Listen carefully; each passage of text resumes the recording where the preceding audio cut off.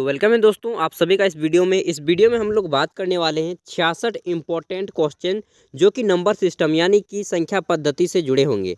और यह specially class 9 के लिए और जितने भी 10th लेवल का एग्ज़ाम होता है गवर्नमेंट जॉब के लिए, सरकारी नौकरियों के लिए 10वीं लेवल का जो जितने भी पोस्ट होते हैं, जिसे आप ग्रुप डी लेवल का पोस्ट बोल सकते हैं, उन सभी में ये प्रश्न बहुत ही इंपॉर्टेंट हो जाते हैं और बार बार पूछे भी गए हैं। तो आइए शुरू करते हैं। दोनों को काम देगा। तो देखते हैं पहला प्रश्न निम्नांकित में से कौन परिमेय संख्या है। परिमेय संख्या यानी कि रेशनल नंबर। तो यहाँ पे कौन परिमेय संख्या है? परिमेय संख्या है 0, √2, पाई और इनमें से कोई नहीं। ये काम नहीं देगा, आपका 0 है। ठीक, इसका राइट आंसर। आगे देखेंगे तो निम्नांकित में कौन परिमेय संख्या है।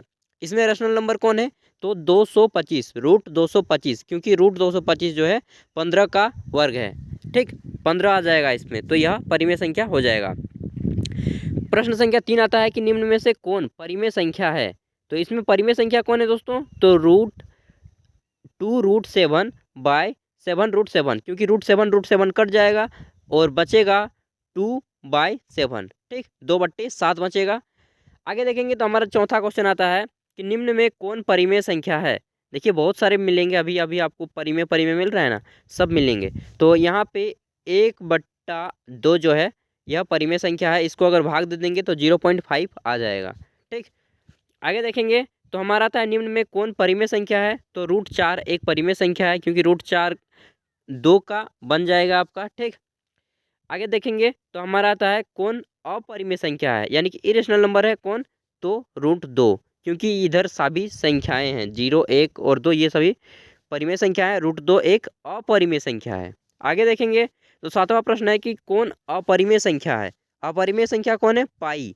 पाई एक अपरिमेय संख्या है, लेकिन यहाँ पे अगर आपको 22/60 दे दे तो वो एक परिमेय संख्या है। ठीक, पाई लिखे तो अपरिमेय संख्या, लेकिन 22/7 लिखेंगे तो परिमेय संख्या।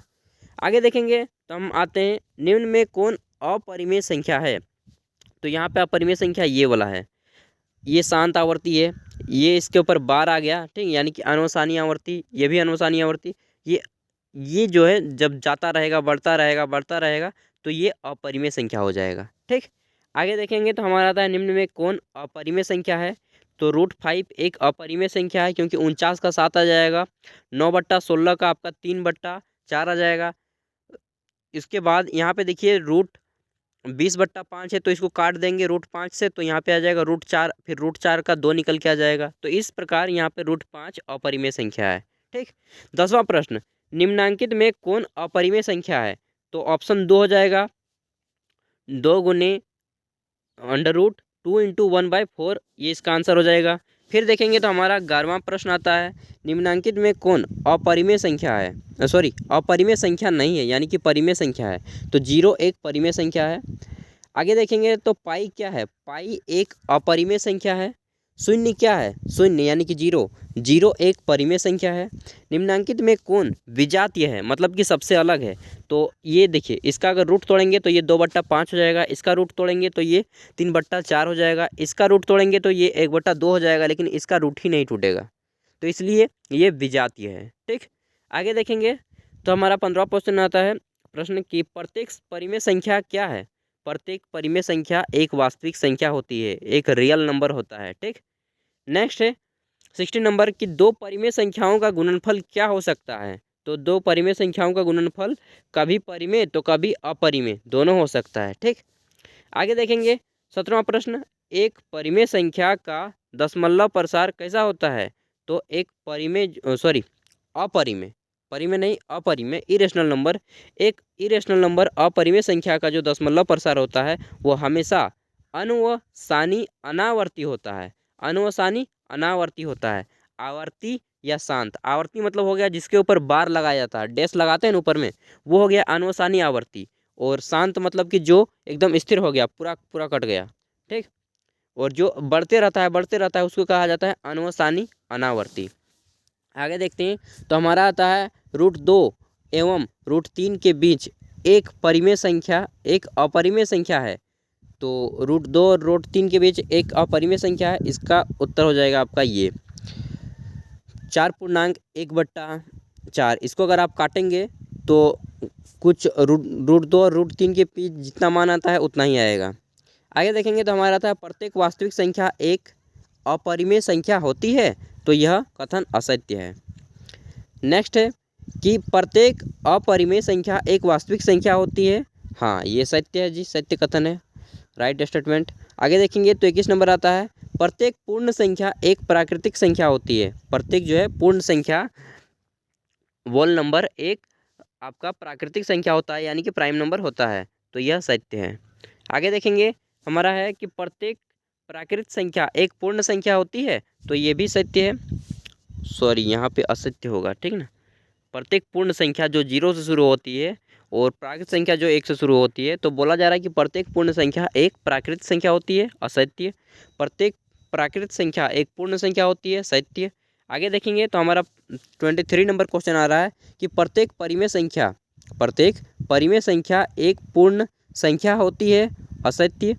आगे देखेंगे तो प्रत्येक पूर्णांक एक परिमेय संख्या होती है। प्रत्येक जो है पूर्णांक है वह एक परिमेय संख्या होती है, सत्य है जी। तो यहाँ पे बोला जा रहा है कि निम्न में कौन सत्य है, पाई और, तो यहाँ पे देखिए पाई, यहाँ पे सिंपली पढ़िए ना कि पाई एक अपरिमेय संख्या है, लेकिन पाई का जो मान होता है 22/7 ये परिमेय संख्या है, ये सही है, ठीक। निम्न में कौन परिमेय संख्या 3 और 4 के बीच स्थित है, तो 3 और 4 के बीच कौन स्थित है, 7.2, यानी कि इसका अगर काट देंगे तो 3.5 आंसर आएगा, जो कि 3 और 4 के बीच में है। आगे देखेंगे तो बोला जा रहा है कि निम्न में कौन परिमेय संख्या 3/5 और 4/5 के बीच स्थित है, तो इसका उत्तर हो जाएगा आपका 3, 7/10।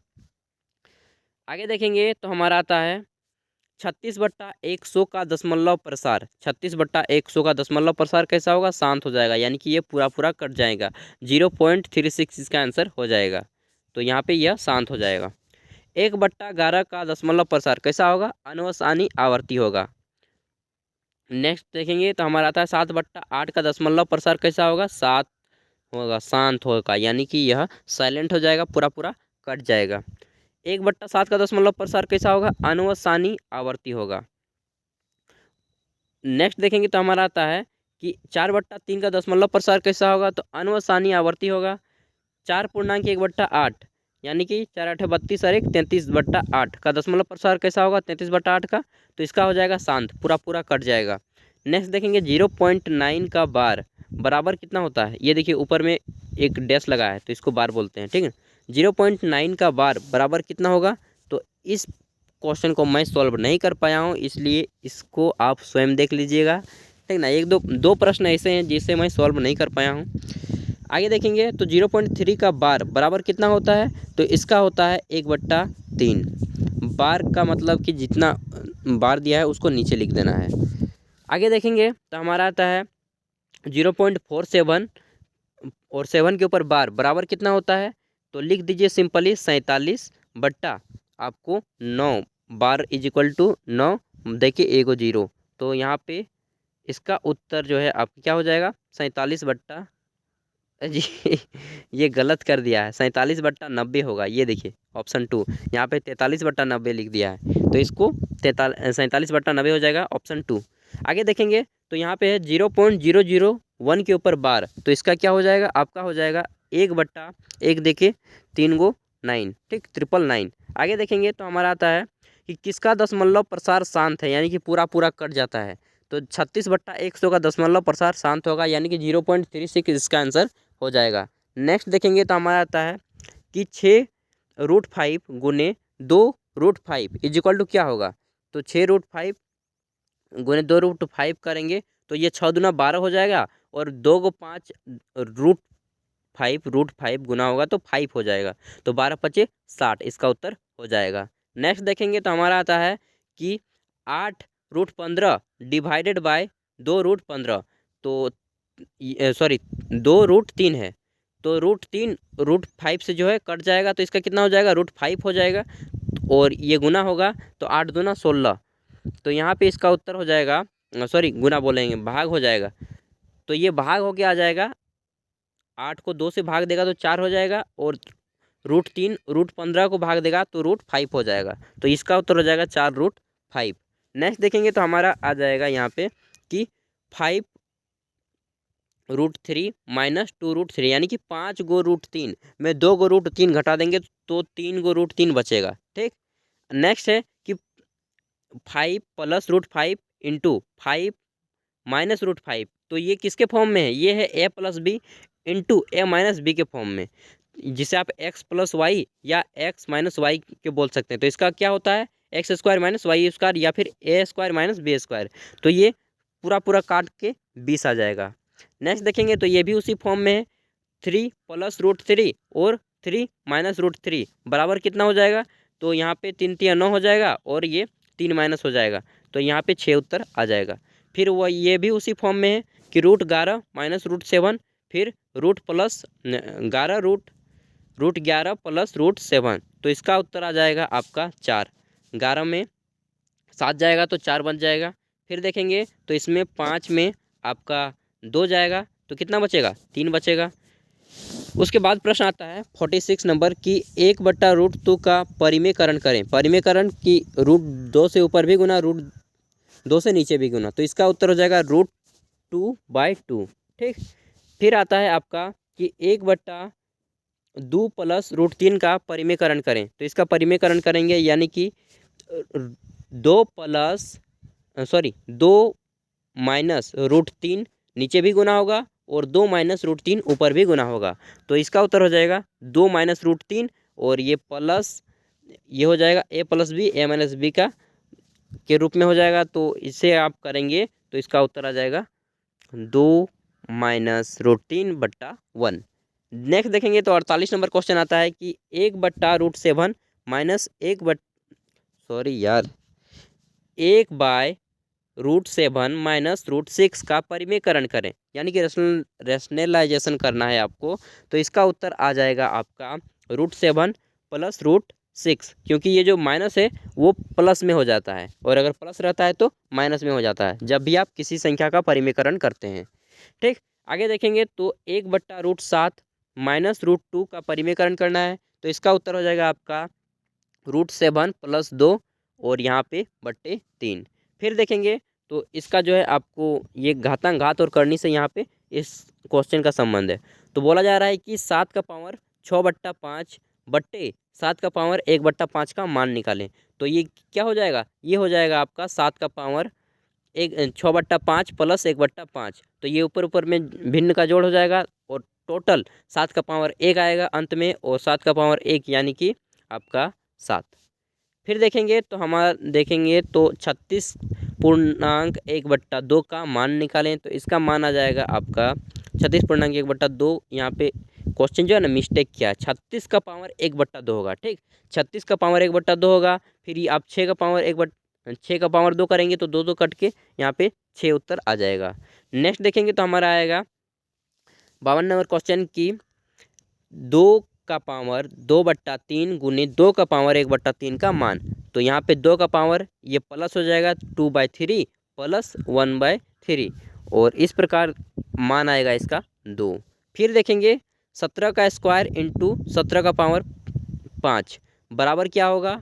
तो आपको करना है 17 का पावर 5 + 2, तो यहाँ पे हो जाएगा 17 का पावर 5 और 2 7, 17 का पावर 7। फिर देखेंगे 4 का पावर 3/2 बराबर कितना होगा? तो 4 का पावर 3/2 बराबर हो जाएगा आपका, फिर इसे आप 2 का पावर कर देंगे, 2 का पावर 2 तो 2 कट जाएगा, आपका आ जाएगा 2 का पावर 3 बराबर 8 आंसर।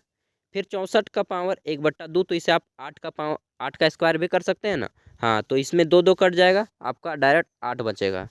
फिर देखेंगे 56 नंबर। तो 56 नंबर ये क्वेश्चन मुझसे नहीं बना तो इसलिए इसको नहीं बताऊंगा, आप चाहे तो ट्राई कर सकते हैं।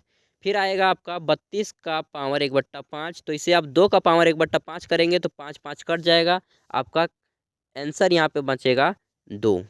फिर नेक्स्ट देखते हैं तो हमारा आता है कि 125 का पावर 1/3, तो इसे आप 5 का पावर कर देंगे, 5 का पावर 3, क्योंकि 5 का क्यूब होता है 125, तो 3 कट जाएगा, 5 आंसर आ जाएगा आपका। फिर देखेंगे दोस्तों हमारा तो यहाँ पे आएगा 59 नंबर क्वेश्चन की 32 का पावर 3/5, तो 32 का जो पावर है 3/5, तो इसे आप कर सकते हैं ना, 2 का पावर 5 तो 5 5 आपका कट जाएगा, तो 2 का पावर 3 हो जाएगा, यानी कि 8 आंसर आ जाएगा। 2 2 2 3 बार गुना होगा तो 8 आ जाएगा। फिर इसी प्रकार ये भी है 16 का पावर 3/4, तो इसे आप कर सकते हैं 2 का पावर सॉरी 8, ये क्या आप कर सकते हैं जी, 2 का पावर 4 कर सकते हैं। तो 2 का पावर 4 करेंगे तो 4 4 कट जाएगा और 2 का पावर 3 बचेगा, तो यहाँ पे 8 आंसर हो जाएगा। फिर देखेंगे 9 का पावर तो 3/2 है, तो इसे आप 3 का पावर 2 कर देंगे तो 2 2 कट जाएगा और 3 का पावर 3 हो जाएगा, यानी कि 27 आ जाएगा। ठीक, 62 नंबर इसी प्रकार है, आप 9 का स्क्वायर करेंगे तो ये 2 कट जाएगा और 9 के 9 हो जाएगा, तो 9 इसका आंसर आ जाएगा। फिर देखेंगे 3 का पावर 1/3 इंटू 3 का पावर 2/3 बराबर क्या होगा, तो इसे अगर आप करेंगे तो इसका उत्तर आ जाएगा, ये प्लस हो जाएगा 1/3 प्लस 2/3, ये ऊपर ऊपर में प्लस हो जाएगा इसके पावर सब। तो यहाँ पे कुल मिलाकर आंसर आ जाएगा 3 का पावर 1 और 3 का पावर 1 इज इक्वल टू 3 होता है। ठीक, देखिए ये सब भी आपको प्रैक्टिस करना है घर में। जब तक आप प्रैक्टिस नहीं करेंगे ना, मैथ बोलता है कि प्रैक्टिस करेंगे तभी हम याद रहेंगे भाई। सिंपल सी बात है, मैथ का फंडा यही है कि प्रैक्टिस जब तक नहीं कीजिएगा, कुछ भी आप कितने भी बड़े विद्वान क्यों ना हो जाए, मैथ में 100 का 100 क्यों ना ला लें, फेल हो जाइएगा अगर आप प्रैक्टिस नहीं कीजिएगा तो 25 का पावर 1/2 का मान क्या होगा, तो इसे 5 का स्क्वायर हो जाएगा, 2 2 कट जाएगा, तो यहाँ पे आ जाएगा आपका 5। 65 नंबर देखिए, 65 नंबर इसी प्रकार है कि 7 का पावर 1/5 बट्टे 7 का पावर 1/5, तो ये क्या हो जाएगा 7 का पावर 1/5 माइनस 1/5, क्योंकि भागा के फॉर्म में गुना के फॉर्म में होता है तो ये प्लस हो जाता, भागा के फॉर्म में इसलिए माइनस हो जाएगा। ये क्वेश्चन मुझसे नहीं बना। 7 का पावर 0 आता है, यानी कि 1, सॉरी बाद में बन गया था इसलिए मैंने टिक मार दिया है। 7 का पावर 0 आ जाएगा। 0 किसी भी संख्या का घात अगर 0 आएगा, मान लीजिए 582 का घात 0 आता है तो उसका मान भी 1 आएगा, मतलब कुल मिलाकर बराबर देके आप 1 लिख दीजिएगा। ठीक, तो इसका उत्तर हो जाएगा 2। किसी भी संख्या का घात अगर 0 हो तो उसे 1 लिखा जाता है, इस बात को ध्यान रखिएगा। आगे देखेंगे तो यहाँ पे है कि 1 का पावर 0 है, तो 1 का पावर 0 है यानी कि 1 होगा। किसी भी संख्या का घात अगर 0 रहेगा, किसी भी संख्या का घात पावर जो है 0 रहेगा तो उसे कितना लिखना है, 1 लिखना है। ठीक, तो ये संख्या पद्धति यानी कि नंबर सिस्टम हमारा कंप्लीट होता है। आप चाहे 9 में पढ़ते हो, चाहे 10th लेवल का कोई भी एग्ज़ाम दे रहे हो गवर्नमेंट सर्विस, तो आपको इस टाइप के प्रश्न देखने को अवश्य मिलेंगे। अगर आपका कोई दोस्त पढ़ रहा है तो उन तक भी शेयर कर दीजिएगा। वीडियो को देखने के लिए धन्यवाद। बेस्ट ऑफ लक, अच्छे से एग्जाम दीजिए, पास होइए, पढ़िए, अपने हक के लिए लड़िए, खुद भी आगे बढ़िए और देश को भी आगे बढ़ाइए। धन्यवाद।